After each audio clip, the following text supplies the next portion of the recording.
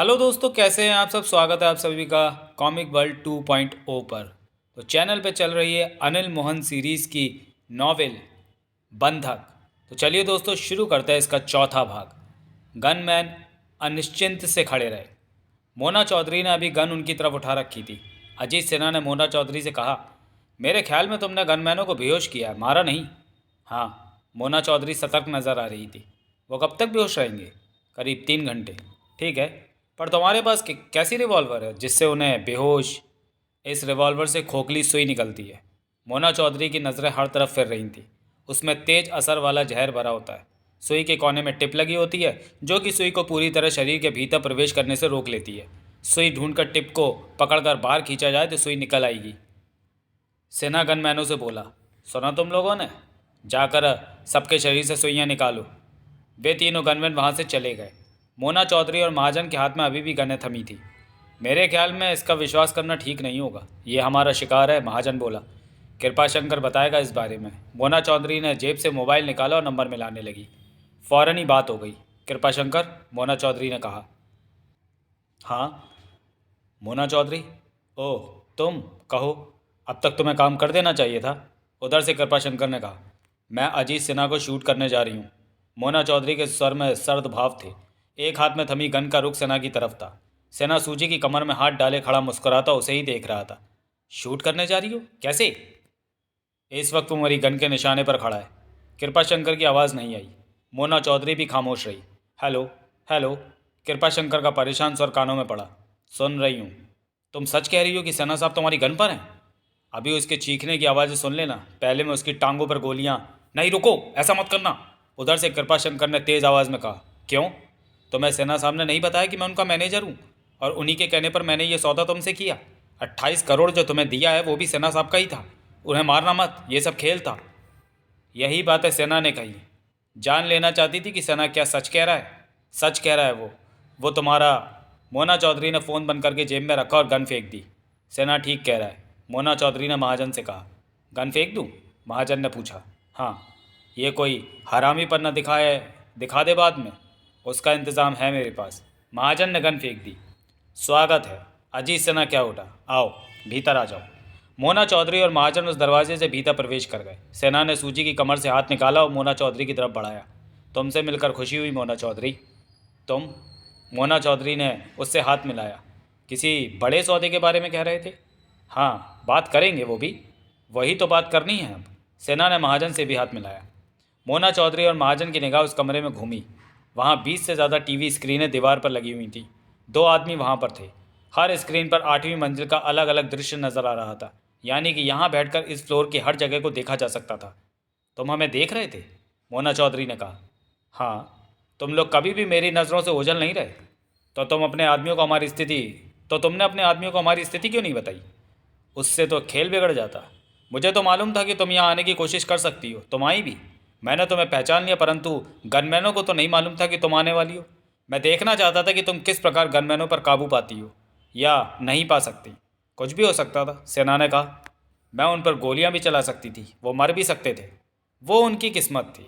आओ इधर आओ मेरे पीछे, कहकर अजीत सिन्हा दूसरी तरफ लगे दरवाजे की तरफ बढ़ा। सूजी उसके साथ थी। मोना चौधरी और महाजन अजीत सिन्हा के पीछे उस दरवाजे के पार पहुंचे तो उन्होंने खुद को उसी हॉल में पाया। सूजी डियर, सोफे की तरफ बढ़ता अजीत सिन्हा क्या उठा। सबके लिए पैक तैयार करो, अपने लिए भी। अजीत सिन्हा सोफे पर जा बैठा। मोना चौधरी और महाजन कुछ उलझन में दिख रहे थे। मन से हर तरह का वहम निकाल दो, अजीत सिन्हा मुस्कुरा कर कह उठा। तुम दोनों मेहमान हो और मैंने ही तुम लोगों को यहाँ बुलाया है। बुलावे का अंदाज ज़रा अलग था, ऐसा करना ज़रूरी था। मोना चौधरी और महाजन उसके सामने सोफों पर बैठ गए।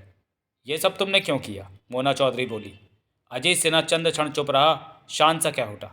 मुझे ऐसे इंसान की ज़रूरत थी जो जाबाज हो, निडर हो, फुर्तीला हो, ज़बरदस्त हत्यारा हो, काम को पूरा करना जानता हो। मैंने कई लोगों को आजमाया, परंतु वे सब फेल रहे। तभी तुम्हारे बारे में पता किया तो तुम्हें भी आजमा लिया। तुम खरी उतरी इस परीक्षा में। तुम सच में लाजवाब हो। काम को करना आता है तुम्हें। मुझे ख़त्म करने के लिए सबसे बड़ी चुनौती तो ये थी कि मेरे पास पहुंचा जाए। जब मैं बाहर निकलता हूं तो सवाल ही पैदा नहीं होता कि मेरी मर्ज़ी के बिना कोई मुझ तक पहुंच जाए। गनमैन मुझे घेरे रहते हैं और मैं बुलेट प्रूफ कार में होता हूँ, और मेरे घर के भीतर प्रवेश कर पाना तो पूरी तरह नामुमकिन है, परंतु तुम कामयाब रही। डिश एंटीना की केबल तुमने ख़राब की थी? हाँ। और तुम जानती थी कि कंपनी वाले ठीक करने आएंगे? मोना चौधरी ने सहमति से सिर हिलाया। और तुमने उन्हें बीच रास्ते में ही पकड़ लिया, उनके कपड़े पहने और यहाँ आ गए। ठीक समझे। वो कहाँ हैं? उन्हें बेहोश करके अपनी कार में डालाए थे। ठीक किया, बढ़िया प्लान था तुम्हारा, सेना ने कहा। कितने दिन से तुम दोनों ये काम कर रहे थे? 5-6 दिन से। तभी सूजी ट्रे में रखे 4 गिलास ले आई। एक एक गिलास सबने थामा और चौथा खुद लेकर बैठ गई। ये मेरी और घर की केयर टेकर है, भरोसेमंद है, सूजी नाम है इसका। हेलो। सूजी ने दोनों को देखकर मुस्कुराते हुए कहा। दोनों ने सूजी के चेहरे पर निगाह मारी। ये ढक्कन के साइज़ के पैक से मेरा कुछ नहीं होगा, महाजन सूजी से बोला। बोतल ला दो। श्योर मिस्टर महाजन। कहने के साथ ही सूजी उठी और बार काउंटर की तरफ बढ़ गई। महाजन ने एक ही सांस में गिलास खाली कर दिया। मोना चौधरी ने घूंट भरा। अब असल बात पर आओ सेना, तुम कौन सा बड़ा काम मुझसे कराना चाहते हो? अभी हम डिनर भी करेंगे, काफ़ी वक्त साथ रहेंगे। अजीत सेना गंभीर स्वर में कह उठा। तुम्हारी बातें मुझे पसंद नहीं आई, तो हम डिनर नहीं करेंगे, मोना चौधरी बोली। ये भी ठीक है, बात करो। तब तक सूजी बोतल ले आई। महाजन ने गिलास एक तरफ रखा और बोतल खोलकर होठों से लगा ली। सूजी हैरानी से महाजन को देखने लगी। महाजन ने बोतल हटाई और टेबल पर रख दी। मोना चौधरी की निगाह अजीत सिन्हा पर थी। मैं तुमसे एक हत्या कराना चाहता हूँ, अजीत सिन्हा बोला। किसकी? एक ऐसे इंसान की जो जीने का हक नहीं रखता, परंतु उसकी हत्या करना आसान नहीं। वो ज़बरदस्त सुरक्षा में रहता है, उसे ढूंढ पाना भी आसान नहीं, और वो रहता भी दूसरे देश में। कौन से देश? पाकिस्तान।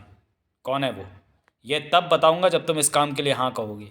काम का पैसा तुम्हें वही मिलेगा जो तुम चाहोगी, परंतु पैसा काम के बाद मिलेगा, क्योंकि इस बात की तुम गारंटी नहीं ले सकती कि मेरा काम होकर ही रहेगा। इतना खतरनाक है वो? हाँ, और सुरक्षा वाला भी। उसे देख पाना, उस तक पहुंच पाना आसान बात नहीं, मारना तो दूर है। पाकिस्तान का राष्ट्रपति है? नहीं, वो होता तो आसान शिकार होता। अजीत सिन्हा ने हाथ में थमे गिलास से घूंट भरा। फिर तुम किसकी बात कर रहे हो? महाजन ने कहा। मोटे तौर पर मैंने काम के बारे में इशारा दे दिया है, तुम लोग कीमत तय कर लो, इसके बाद खुलासा तौर पर बताऊंगा। सेना, मोना चौधरी घूंट लेते कह उठी। दूसरे देश में जाकर किसी की हत्या करना आसान काम नहीं है। इस काम के लिए मैंने भी तो साधारण इंसान को नहीं चुना, मोना चौधरी को चुना है, जो कि इश्तेहारी मुजरिम है। अंडरवर्ल्ड में अलग ही पहचान है तुम्हारी। तुम्हारे बारे में पूरी जानकारी हासिल कर चुका हूँ। इस काम में अगर तुम अपने साथ किसी और को रखना चाहती हो तो मैं उसकी कीमत भी देने को तैयार हूँ। मुझे काम पूरा चाहिए। ऐसे काम नहीं होगा, मोना चौधरी बोली। अजीत सिन्हा की निगाह मोना चौधरी पर जा टिकी। चूहे बिल्ली का खेल छोड़ो और मुझे स्पष्ट बताओ कि सब कुछ, तभी कोई फैसला लिया जा सकेगा। मैं तुम्हें सारी बात बताऊं और तुम काम से इनकार कर दो तो बात बाहर चली जाएगी। नहीं जाएगी बाहर, महाजन बोला। हमारे मुंह से कुछ नहीं निकलेगा। वादा? हाँ, महाजन ने सिर हिलाया। मैं मोना चौधरी से वादा चाहता हूँ, अजीत सिन्हा गंभीर स्वर में बोला। वादा रहा कि बात हमसे बाहर नहीं जाएगी। अजीत सिन्हा ने पहलू बदला, घूंट भरा, फिर कह उठा। 20 दिन पहले मुंबई पर आतंकवादियों ने हमला किया, उससे तुम्हारा क्या मतलब? वो सब आतंकवादी पाकिस्तान से आए थे, मालूम है। मुंबई पर ज़बरदस्त हमला किया उन्होंने। अजीत सिन्हा का बेहद गंभीर स्वर था। ताज होटल में जिस तरह आतंकवादियों ने तबाही मचाई, उसे सारा हिंदुस्तान तो क्या पूरी दुनिया जान चुकी है। मोना चौधरी और महाजन की नज़रें सिन्हा के चेहरे पर थीं। सूजी हाथ में गिलास पकड़े बारी बारी तीनों को देख रही थी। सब जानते हैं कि मैंने शादी नहीं की, मेरी पत्नी नहीं है, परिवार नहीं है, ये बात सच है। परंतु मेरा एक बेटा था, 25 बरस का बेटा। उसे मैं अपना वारिस घोषित करने वाला था। वो भी इस बात को अच्छी तरह जानता था कि मैं उसका पिता हूँ। वो मेरे से कई बार मिल चुका था और आतंकवादियों के ताज पर हमले के दौरान मैं मुंबई में ही था। उस रात मैं अपने बेटे से ताज होटल में मिलने वाला था। हम दोनों ने डिनर करना था। जानते हो क्यों? क्यों? उस दिन उसका जन्मदिन था। ऐसे में हम दोनों ने डिनर का प्रोग्राम बनाया था। वादा किया था मैंने कि हम रात में भी इकट्ठे होंगे और मुंबई की सड़कों पर घूमते रहेंगे दिन निकलने तक। 10 बजे वो उस रात ताज होटल में पहुंच गया था। मुझे भी 10 बजे पहुंचना था और मैं रास्ते में था, भीड़ में फंसा था। उसके साथ उसका खास दोस्त भी ताज होटल में आया था। उसके दोस्त ने डिनर के बाद चले जाना था। जब वे दोनों भीतर थे तो आतंकवादियों ने वहाँ हमला कर दिया। गोलियां चलाते हुए भीतर जा घुसे थे और उसके बाद जो कुछ भी हुआ वो तुम जानते ही हो। दोनों ने गर्दनें हिलाईं। आतंकवादियों के गोलियों का शिकार मेरा बेटा हो गया। वो मर गया जिसे मैं बहुत प्यार करता था। महाजन ने मोना चौधरी को देखा। मोना चौधरी का चेहरा सख्त हो गया था। उस हमले में 183 लोग मरे। उन 183 की गिनती में मेरा बेटा भी गिना गया था। अपने बेटे की मौत की खबर सुनकर मैं टूट गया, पूरी तरह हिल गया भीतर ही भीतर। मुझे तब ऐसा लगा कि किसी ने मेरा सारा खून निकाल लिया। 2 दिन तक तो मैं मुंबई की सड़कों पर ही घूमता रहा। ना तो खाने की होश न पीने की। हालत ये हो गई कि फुटपाथ पर बैठकर मैं चाय पीने लगा। कपड़े मैले हो गए, शेप बढ़ गई थी। कोई सोच भी नहीं सकता था कि मैं अजीज से ना हो सकता हूँ। तब मैं अकेला था। गनमैन मेरे साथ नहीं थे, क्योंकि मैं अपने बेटे के जन्मदिन पर उसके साथ डिनर करने जा रहा था, इसलिए खामोशी से अकेला उसके साथ रहना चाहता था। अजीत सिन्हा की आवाज़ में भर्राट आ गई थी। आंखों में आंसू आ ठहरे, जिन्हें उसने हथेली से साफ किया। कुछ पलों तक खामोशी उभरी रही वहाँ। चौथे दिन मैं दिल्ली आ पहुंचा। बेटे की मौत ने मुझे पागल कर दिया था। आग लगी हुई थी मेरे भीतर। मैं उन सबको जलाकर खाक कर देना चाहता था जो इस हमले के पीछे थे। अजीत सिन्हा की निगाह मोना चौधरी की तरफ उठी। मैं अपने बेटे की मौत को भूलना नहीं चाहता था। तब मैंने पता किया कि पाकिस्तान से उन आतंकवादियों को किसने भेजा था। तुमने पता किया? मोना चौधरी के होठों से निकला। हाँ, मेरे अपने सोर्स हैं। 24 घंटे में पता कर लिया था। किसने भेजा था उन आतंकवादियों को? अली नाम के एक शख्स ने। वो पाकिस्तान के एक संगठन के चंद प्रमुखों में से एक है। पाकिस्तान में कहाँ होता है अली? मैं बताऊंगा, परंतु उसे ढूंढना तुम्हें ही पड़ेगा। तुम ये जानकारी सरकार को क्यों नहीं दे देते? क्या फ़ायदा? बेटा मेरा मरा है, सरकार का तो नहीं। अजीत सिन्हा ने शांत स्वर में कहा। हमारे देश की सरकार अपने तौर पर इस मामले में काम कर रही है और मैं अपने तौर पर यह मामला देखूंगा। जिसने मेरे बेटे को मारने के लिए आतंकवादियों को भेजा, मैं उसे ख़त्म कर देना चाहता हूँ। एक दुखी बाप इससे ज़्यादा और कर भी कह सकता है। मोना चौधरी के चेहरे पर सोच के भाव थे। घूर भरा उसने। अली पाकिस्तान में करता क्या है? महाजन ने पूछा। अपने संगठन के लिए नौजवानों को, युवकों को, मजदूरों को, गरीबों को इकट्ठा करके भर्ती करता है। उनके मन में भारत के खिलाफ जहर भरता है। उन्हें ट्रेनिंग देता है। उन्हें लोहे की तरह मजबूत बना देता है कि वो जलती आग में भी कूद जाए। जब सब कुछ तैयार हो जाता है तो उन्हें प्लान के मुताबिक भारत में भेजकर आतंक फैलाता है। महाजन खामोश रहा। किसी को पैसे का लालच देता है तो किसी को सुंदर लड़की के साथ शादी कराने का झांसा। यानी कि युवकों को अपने संगठन में भर्ती करने के लिए साम दाम दंड भेद हर तरह का तरीका इस्तेमाल करता है। अजीत सिन्हा ने गंभीर स्वर में कहा। वो शैतान है, गुमराह करता है युवकों को। इसका ताज़ा उदाहरण मुंबई में हुए हमले हैं। मासूम युवकों को दरिंदा बनाकर भेजा हिंदुस्तान में। सड़कों पर जाते लोगों पर गोलियों की बौछारें की। स्टेशन पर ट्रेन के इंतजार में बैठे लोगों पर AK-47 से गोलियां चलाकर उन्हें भून दिया। ताज होटल में उस दिन कहीं शादी हो रही थी तो कहीं पार्टी, कहीं मीटिंग, और मैं अपने बेटे के जन्मदिन के अवसर पर अपने बेटे के साथ डिनर करने वाला था वहाँ। मैं पहुँचा नहीं और वो नसीब का मारा पहुँच गया। आतंकियों ने उसे मार दिया, पर उसे भेजने वाले नहीं जानते कि उनकी वजह से अजीत सिन्हा का बेटा मारा गया है। अजीत सिन्हा का चेहरा गुस्से से भर उठा। मैंने कभी हार नहीं मानी। कोई मुझे एक मारता है तो मैं उसे दो मारता हूँ।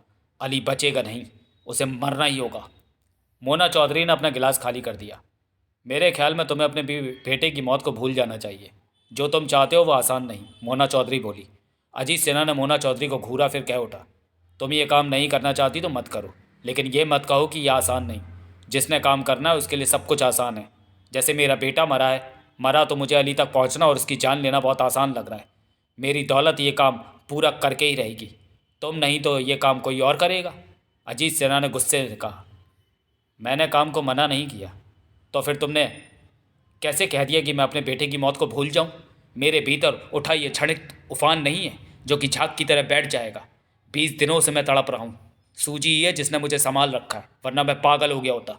तुम नहीं जानती कि अपनों की मौत, बिना वजह की मौत, दिल और दिमाग पर क्या असर डालती है। वहाँ खामोशी रही। सूजी, अजीत सिन्हा शांत स्वर में बोला। मेरा गिलास तैयार करो। मोना चौधरी का गिलास भी खाली हो गया है। सूजी फौरन उठी और अपने काम में व्यस्त हो गई। सोच लेना मोना चौधरी, सौदा बुरा नहीं होगा तुम्हारे लिए। एक हत्या और मुंह मांगी दौलत। मोना चौधरी ने कुछ नहीं कहा। सूजी ने गिलास तैयार करके दे दिए। महाजन ने बोतल उठाई और घूंट मारा। जो इंसान तुम्हें परखने की खातिर 28 करोड़ दे सकता है, वो इस काम के बदले कितनी दौलत दे सकता है, ये तुम सोच सकती हो? मोना चौधरी ने गिलास उठाकर घूंट भरा। मिस्टर महाजन, अजीत सिन्हा ने कहा, मेरे इस काम में अथाह दौलत है, मालूम है। मेरे ख्याल में तो अब तक तुम दोनों को फैसला ले लेना चाहिए था कि बेबी अच्छी तरह जानती है कि उसे क्या काम करना और क्या नहीं। अजीत सिन्हा ने सिर हिलाकर सूजी से कहा। डिनर की तैयारी शुरू कर दो, आधे घंटे बाद हम डिनर लेंगे। मुंबई, वीरवार 20 तारीख, शाम 4 बजे जगमोहन ने देवराज चौहान को फ़ोन किया। हेलो। देवराज चौहान की आवाज़ कानों में पड़ी। तुम मुंबई कब आ रहे हो? 2 दिन के लिए कहकर गए थे। अग्रवाल पैसे नहीं दे रहा क्या? कल देगा या फिर परसों? बात हुई उससे? हुई। देर लगनी हो तो मैं भी दिल्ली आ जाता हूँ, यहाँ कोई काम तो है नहीं मुझे। कल बताऊँगा। ठीक है, जगमोहन ने कहा और फ़ोन बंद कर दिया। कुछ पल सोचता रहा, फिर सोहन लाल को फ़ोन करने लगा। तुम सारा दिन घर में पड़े रहते हो। नानिया सोहनलाल से कह उठी, तुम्हें कुछ काम धाम है कि नहीं? तुम्हारे आने से पहले ही सारे काम कर लिए, तुम्हें खिलाने के लिए नोट इकट्ठे कर लिए। सोहनलाल मुस्कुराया। मतलब कि तुम्हें कोई काम नहीं है? इससे तुम्हें क्या, तुम्हें पैसों की कमी पड़े तो मैं जिम्मेवार। ये बात है तो मुझे आगरा और दिल्ली घुमा के लाओ। सोहनलाल ने गहरी सांस ली। क्या हुआ, मैंने कुछ गलत कह दिया क्या? नहीं, ठीक कहा। 2-4 दिन बाद चलेंगे। मैं घर में क्या करूं, मन नहीं लगता, तुम ही बताओ क्या करूं। तभी सोहनलाल का फ़ोन बज उठा। सोहनलाल ने फ़ोन पकड़ा और स्क्रीन पर आया नंबर देखा। जगमोहन है, सोहनलाल बोला। ये हमेशा तुम्हें क्यों फ़ोन करता रहता है? 2 दिन पहले ही तो इसका फ़ोन आया था। हेलो। सोहनलाल ने कॉलिंग स्विच दबाकर फ़ोन कान से लगाया। मज़े हो रहे हैं? जगमोहन की आवाज़ कानों में पड़ी। ऐश है, सोहनलाल हंसा। शादी करके बहुत खुश हुआ पड़ा है। वो तो है, पार्टी देते जान निकलती है। वो भी है। चल, तेरे को और भाभी को आज का डिनर मेरी तरफ से। किस खुशी में? बोर हो रहा हूँ, कोई काम भी नहीं है तो सोचा डिनर हो जाए। ठीक है, नानिया से बचकर रहना। सोहनलाल ने नानिया पर नज़र मारी। तू मैं हुई तो देखी जाएगी। तुम दोनों 8 बजे तैयार रहना, मैं लेने आऊँगा। सोहनलाल ने फ़ोन बंद करके नानिया से कहा, जगमोहन हमें आज डिनर दे रहा है। वो किस खुशी में? यूं ही। मुझे पसंद नहीं हुई मैं कि उसके साथ खाना खाऊं मैं। वो बोर हो रहा है इसलिए। तो उसे शादी कर लेनी चाहिए। ठीक कहती हो। डिनर के वक्त तुम समझाना उसे ये बात कि वो शादी कर ले। उसके मुंह लगने का मन तो नहीं करता, पर समझा दूंगी। मेरे मुंह ज़्यादा लगा तो छोड़ूंगी नहीं उसे। सोहनलाल गहरी सांस लेकर रह गया। जगमोहन वक्त पर सोहनलाल के घर पहुंच गया। सोहनलाल और नानिया भी तैयार हो चुके थे। नमस्ते भाभी, जगमोहन ने कहा। कैसे हो देवर जी? नानिया ने मीठे स्वर में कहा। देवर जी? जगमोहन हड़बड़ा सा उठा। क्यों, तुम मेरे देवर नहीं हो? हूँ। जगमोहन ने सिर हिलाकर सोहनलाल को देखा। सोहनलाल ने मुंह फेर लिया। मेरा छोटा सा प्यारा प्यारा देवर है। जगमोहन सकपका सा उठा। तुम इतना मीठा मीठा क्यों बोल रही हो? तुम्हें अच्छा नहीं लगा देवर जी? नानिया मुस्कुरा कर बोली। अच्छा, बहुत अच्छा लगा, लेकिन तुम मीठा क्यों बोल रही हो? तुम्हें नहीं पसंद तो पसंद है, बोलो और भी मीठा बोलो। मैं ज़रा चकरा गया हूँ कि तुम मीठा बोल रही हो। भोला है मेरा देवर, नानिया मुस्कुराई। जगमोहन सच में परेशान हो चुका था कि नानिया उससे मीठा क्यों बोल रही है। भोला? जगमोहन ने अजीब सी नज़रों से नानिया को देखा। भोले ही तो हो तुम, कितने शरीफ हो। जगमोहन ने सोहनलाल को देखकर कहा। इसे क्या हो गया सोहनलाल, ये इतनी कैसे बदल गई? तुम डिनर दे रहे हो आज, शायद इसलिए खुश है। चलें? हाँ चलो। तीनों बाहर आकर कार में आ बैठे। जगमोहन ने कार स्टार्ट करके आगे बढ़ा दी। सोहनलाल उसके बगल में बैठा था और नानिया पीछे वाली सीट पर। परफ्यूम की महक से कार महक उठी थी। देवर जी, नानिया बोली, आज कहाँ पर डिनर करा रहे हो? बहुत बढ़िया जगह। वहाँ मैं पहले गई हूँ क्या? मेरे ख्याल से नहीं गई होगी। फिर ठीक है। कार चलाते जगमोहन बेचैनी से पहलू बदलते हुए कह उठा। नानिया भाभी। बोल मेरे भोले देवर, एक बात कहूँ बुरा तो नहीं मानोगी? देवर की बात का मैं क्यों बुरा मानूंगी? बोल बोल, क्या बात है? तुम मुझसे इतने प्यार से मत बोलो। क्यों? हजम नहीं होता। नानिया उसी पल सोहनलाल से कह उठी। सुन लिया जी आपने, मेरे प्यार से बोलना भी इसे बुरा लगता है। अब मैं क्या कहूँ? प्यार से बोलो तो मुसीबत, तीखा बोलो तो मुसीबत। ये तुम दोनों का मामला है, मुझे बीच में मत घसीटो। देवर जी, नानिया बोली, अब से मैं तुमसे प्यार से ही बोला करूँगी। तुम्हारा तीखा बोलना मुझे अच्छा लगता है। प्यार से बोलती हो तो तूफान आने का डर लगा रहता है। छोड़ो भी देवर जी, अपनी भाभी को खामा खा बदनाम मत करो। जगमोहन ने गहरी सांस ली। कार चलाता रहा वो। कुछ पलों बाद नानिया क्या उठी। देवर जी। हाँ भाभी। जगमोहन सतर्क सा था कि प्यार से बोलने के पीछे राज क्या है। मुझे तुम्हारी बहुत चिंता लगी रहती है। मेरी चिंता? हाँ, तुम्हारे ना आगे कोई ना पीछे। सोहनलाल ने पहलू बदला। मेरे आगे पीछे कोई नहीं है, ये तुम कैसे कह सकती हो? तुम हो। सोहनलाल है, देवराज चौहान है, ढूंढूं तो एक दो और भी। अपने दिल को तसल्ली दे रहे हो ये कहकर। हमारे पास भी इतना वक्त कहाँ कि रोज़ रोज़ एक साथ डिनर कर सके। तुम वहाँ रहते हो, हम अपने घर रहते हैं, मिलना भी कहाँ हो पाता है। नानिया ने मुंह लटका कर कहा। तुम कहो तो मैं अपना बिस्तरा ले आता। नहीं नहीं, नानिया हड़बड़ा कर बोली। मेरा ये मतलब नहीं था। जो सुख तुम्हें अपने घर में मिलता है वो हमारे घर में कहाँ मिलेगा? तो बिस्तरा ना लाऊं? जगमोहन ने सोहनलाल पर निगाह मारी। सोहनलाल मासूम सा बना बैठा था। नहीं देवर जी, बिस्तरा वहीं लगा रहने दो जहाँ लगा है। तुम्हें प्यार की ज़रूरत है, देखो ना। मैंने तुमसे ज़रा सी प्यार से बात की तो तुम अपना बिस्तरा ले आने को कहने लगे। जगमोहन ने एक निगाह गर्दन घुमाकर नानिया पर मारी, फिर ध्यान से कार चलाने लगा। सोहनलाल, जगमोहन बोला, ये आज कैसी बातें कर रही है? मुझे क्या पता, सोहनलाल ने भोलेपन से कहा। जगमोहन ने गहरी सांस ली। देवर जी, मुझे तो तुम्हारी चिंता हो रही है। मेरी चिंता? अब देवराज चौहान को ही देखो, उसने तो शादी कर रखी है नगीना से, उसके पास तो सब कुछ है, पर तुम्हारे पास कुछ भी नहीं।